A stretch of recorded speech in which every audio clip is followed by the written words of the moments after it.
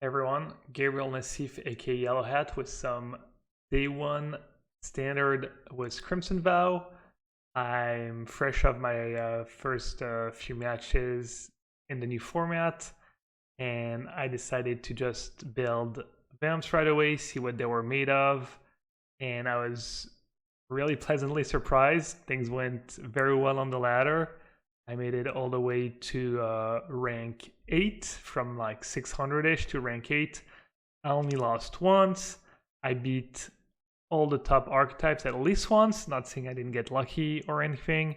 And it's, a legit sample size, but still I beat mono white at least once. I beat mono green once. I beat Is It Turns, Is It Dragons.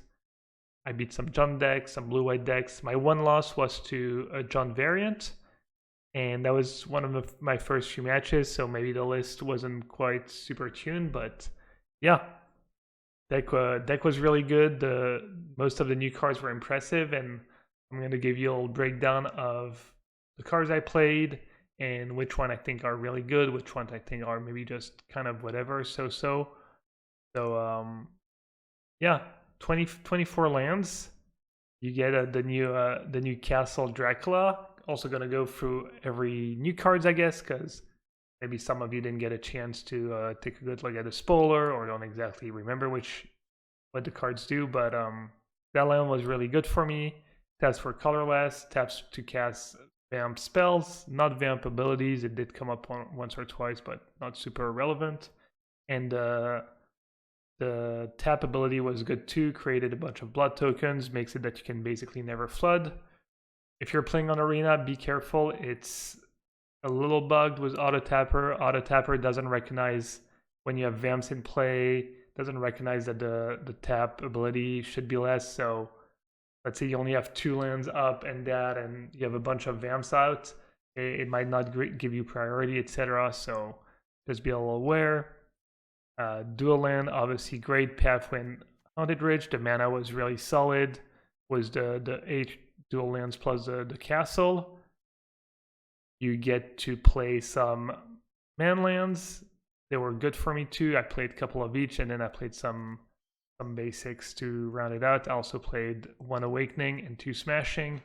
I didn't want to go overboard, and Awakening was good for me. I never really cast Smashing, but it was probably fine, or it's probably fine. I didn't want to play Spike Field Hazard, because you're going to see you have a lot of red 1-drops, so I thought that would be a bit much. Alright, I guess let's start with the 1-drops. You've got one of the new ones, Voldemort Epicure, 1/1 for 1, comes into play, deals 1 damage to each opponent. You get a blood token. Solid role player. None of the 1-drops were super impressive. They were just all kind of fine. All did something a little different. Falcon Wrath Spitfighter. It's nice, 2/1 for 1. I did use the ability a few times, but with the blood tokens, it's a little redundant when you think about it. So sometimes you get it in response to removal spells. There was a spot where they tried to kill one of my creatures, and in response I targeted them with a Play with Fire and got to use the Pit Fighter ability. But mostly there because it's a 2/1 for 1. And then you've got Valentine. Just 1/1 Menace Lifelink, not bad. The ability came up a couple times, but not super relevant. Just mostly there for the cheap body. It can help you win a race, and Menace is kind of nice to trigger the Vampire Socialite. Play with Fire was amazing, super good, super cheap removal, really important against all the aggro decks and against control. They'll burn to the face. You can trigger your other Vamps with it, so a card super good in the deck right now, and I expect it to just be good throughout the remainder of the format. Next, we've got the 2-drops. So I was very impressed with the 2 gold 2-drops. Vamp Socialite is a house, 2/2 Menace, put counters on your creatures, gets more counters after, so that's why Menace is kind of cool on the Valentine. On Valentine Dean of the Vein, because you know it's going to get through, and you know you're going to get at least 1 counter on it. So that card was impressive. Some pretty nutty draws, and the fact that itself has Menace is a pretty big deal. The Harvester was also really good.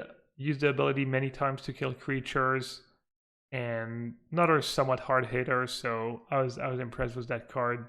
Gets a blood token, so even if it dies right away, you got a tiny bit of value. Bloodcaster was a little less impressive. One flying for 2. Basically, when your creature dies, you get blood tokens. When you have a lot of blood tokens, it flips.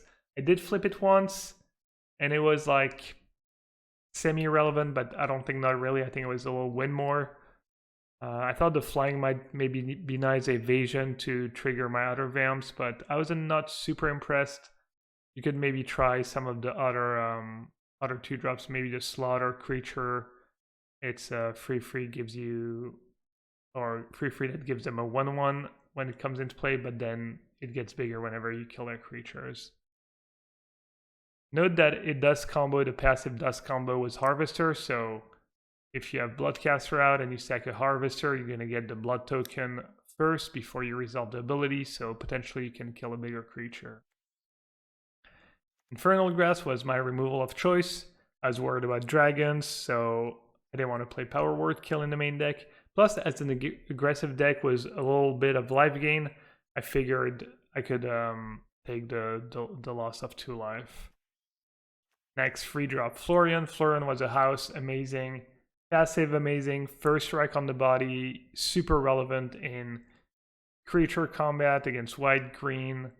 Just super good. It did even lead to some blowouts. Was Vamp Vengeance, where I attacked into their board and they blocked with multiple creatures. I cast Vamp Vengeance 2 on each creature and then finished them off with a first strike. That card was super good. Maybe you should play 4. You do get to loot away your extra legends, your extra dead removal, which is nice with all the blood tokens. So potentially for us, but yeah, that card was impressive. And then we get to the 4-drops. I don't have the Predator, the Vamp Dragon, but I tried basically, I wanted to try them all, get a feel for all the new 4-drops they gave us. And honestly, they were all fine. I was just happy with them. I felt like they were always relevant whenever I cast them, whether it's Sorin or Anjo or Henrika or the Purveyor. So I don't have a strong opinion yet. I did get some sick hits with the Purveyor attacking for, I don't know, 10 damage at some point or being pretty oppressive. Henrika, I drew it twice and I was happy. Both times I drew it, it did work. Sorin always did all something. Sometimes it died right away, but you at least got some value out of it. And then Anjo was a tiny bit hit or miss, but ability was relevant, and the 5 toughness is kind of nice against the Chariot. All those noteworthy that the high toughness on these creatures is pretty nice to block the Chariot. So yeah, that's for the main deck. I'm going to talk about the sideboard really quick. You got your usual duress, plus go blanks, kind of the anti-control package, Trespasser, not a vamp, but it adds up.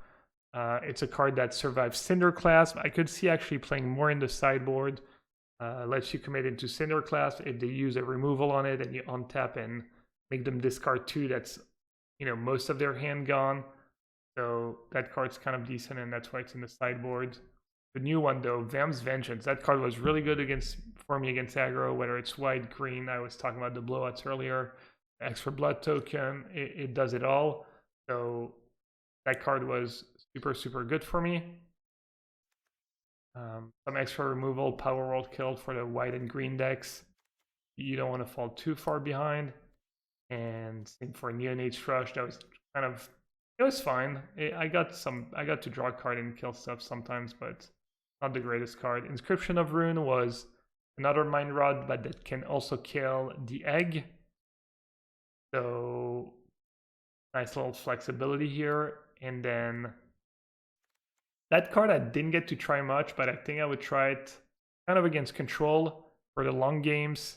You got a creature that comes back, a bit like Skyclave Shade. You could also straight up play Skyclave Shade. It's Skyclave Shade might just be really good with all the blood tokens, honestly. You get blood tokens, you discard it, get it back for free, so probably try this one first because it's a new card, but I could just see Skyclave Shade too if you want something against control. I had an extra Sorin, you don't really see it here, but I had an extra Sorin in the sideboard for maybe decks that play a bunch of sweepers. It's always nice to have Planeswalkers in these all-creature decks, lets you commit more to the board and not get wrecked as badly by a sweeper.